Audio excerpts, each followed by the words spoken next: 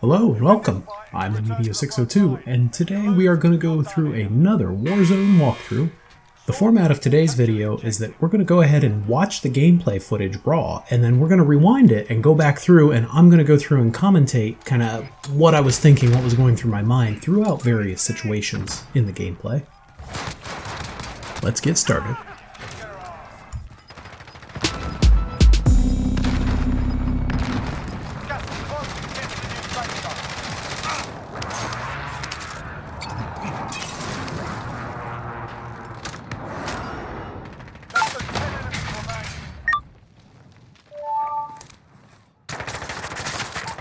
Entering the AO.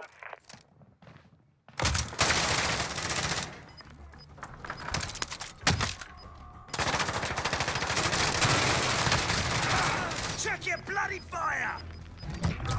Losing ground.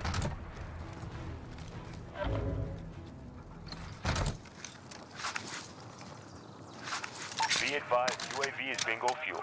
RTB for resupply.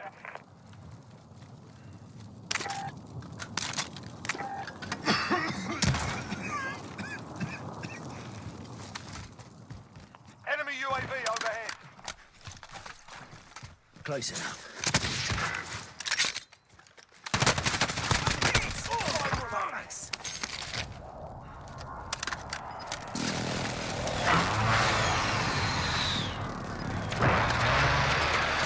Set a drop point for your team, soldier. It's all up to you now. Go for the win. Abort the contract. We lost the objective. Gas is closing. Get to the new safe zone. You've got to stop this bastard now.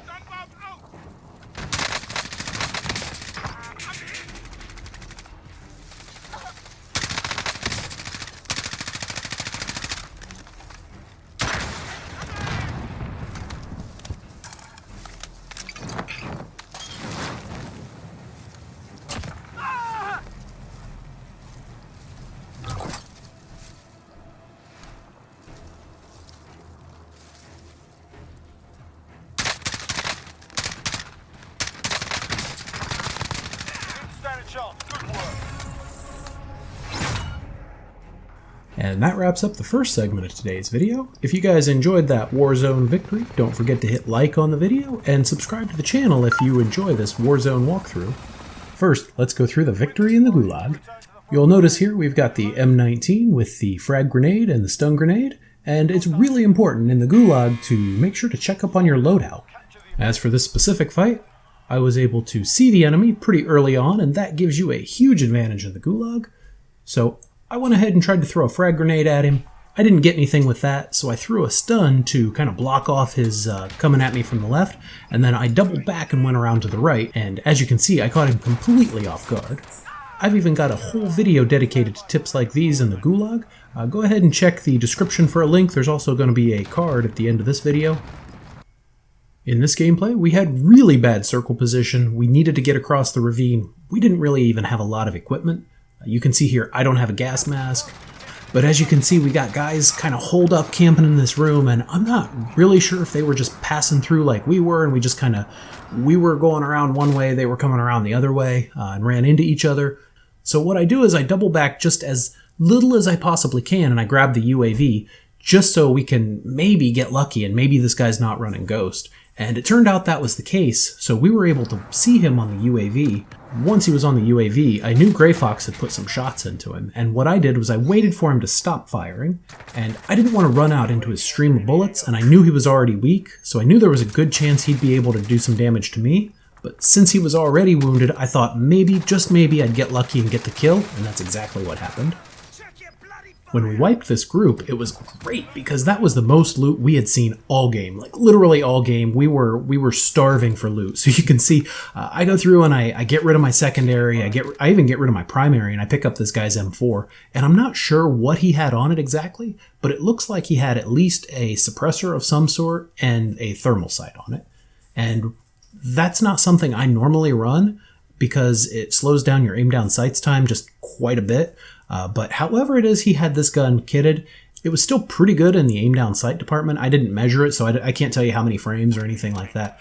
But it wasn't too hateful, as you saw in the gameplay. You can also see I tried to pick up a gas mask, and it glitched out on me. It wouldn't let me pick it up. And that's because if the gas mask is in the storm, you can't pick it up. And I think that's a terrible design decision on Infinity Ward's part. Me personally, it's a gas mask. Like, that's the point where I need it the most, is when I'm in the gas. I should be able to pick that thing up. But that's not the way it played out. And for a secondary, I picked up the RPG. The RPG is just way overpowered, especially at the end of the game. It eliminates people being able to hide behind small pieces of cover like the trees here. So at this point, now I've got an M4 with a thermal sight, and I've got an RPG, and we need to get across that ravine pronto. I talked about crossing the ravine quite a bit in the very first Warzone walkthrough video, so I'm going to go ahead and link that down in the description below.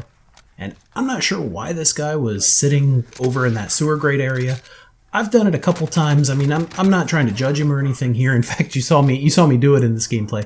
But just be aware that if you're sitting in a corner like that, he had no cover. He didn't really have an advantage over anyone except just being stealthy and no one knowing where he is. So if Gray Fox had been alone, then great, this guy picks up the kill, he moves on, maybe he wins the game. But since there were two of us and one of him, it's a real easy kill for me. So anyway, I take out that guy and I take his spot, and I'm trying to fix my armor. I'm trying to get Gray Fox to crawl over to me because he's dead center in the ravine. And this is a part I feel bad, and I hate the fact that we lost Gray Fox. But if you've got a teammate that's in a situation where you are not safe to revive them, don't go out and get yourself killed trying to pick them up. So a lot of good players will use a player who's downed as bait. Now that's pretty straightforward, but what I mean by that, just in case anyone's uncertain what that means, is they'll be able to thirst the downed player, but they won't do it. They'll wait for a teammate to do something reckless. They'll wait for the teammate to make the mistake of running out into the open, in this case in the middle of the ravine, and try to pick up that teammate just because they think, oh my goodness, I need to get this guy picked up, because things are moving too fast for them and they can't see the danger there because it's a horrible spot to get in. Now, if he had been able to get inside that piece of cover, absolutely I would have picked him up. This would have been an easy victory. But as it stands, we lost him crossing the ravine, which is just one more reason why you never want to cross this ravine unless you absolutely have to. So now gameplay is starting to wrap up. You can see there are only 3 groups still alive. And the problem with this, and I made a little bit of a mistake here as well, when there are 3 groups still alive, you don't want to be in the second to last fight. And the reason for that is real simple. That means either A, you lose that fight and you're out, or B, you win the fight and whoever wasn't in the fight now knows where you are. And in this case, I really got a little bit greedy and a little bit panicked at the same time because I didn't have cover and I wanted some cover, but I lucked out. Luckily, I had a suppressed gun, and believe it or not, I was actually third party in this engagement, which I didn't realize at the time, but going through and watching the replay, this guy's just running away from me toward that other group. So I definitely got away with something this time. And that takes us to our final engagement, which in this case is a 2v1. And I got really lucky having picked up that thermal M4 because these guys weren't running cold-blooded. And cold-blooded, in case you don't know, is a tier 1 perk. In my opinion, it's the strongest tier 1 perk. It's what I've got on every single one of my Warzone classes. And cold-blooded makes it so that you don't appear this bright white on a thermal scope. Now, the enemies using thermals can still see you, but they can't see you very well. So on the screen now, you can see a comparison of the cold-blooded enemies versus the non-cold-blooded enemies. And what happens is I very quickly see the first guy, get him down, and I'm trying to thirst him. So in a 2v1 situation like this, I highly recommend thirsting the player if you don't know where the other one is. As you can see, this last guy also wasn't running cold-blooded, and sometimes that gas makes players nearly invisible at the end of the game. And if they're not running cold-blooded, and you're running thermal, and the gas is rendering everyone nearly invisible, you've got a huge advantage. So I really just got lucky having had that thermal out. Then we've got the last guy here, and he is really easy to see because of this thermal scope, and he's also not running cold-blooded, which is a huge mistake. And if you want to avoid mistakes like that, then go ahead and subscribe to my channel so you don't miss out on the latest videos. Don't forget to like this one, and as always, thank you very much for watching.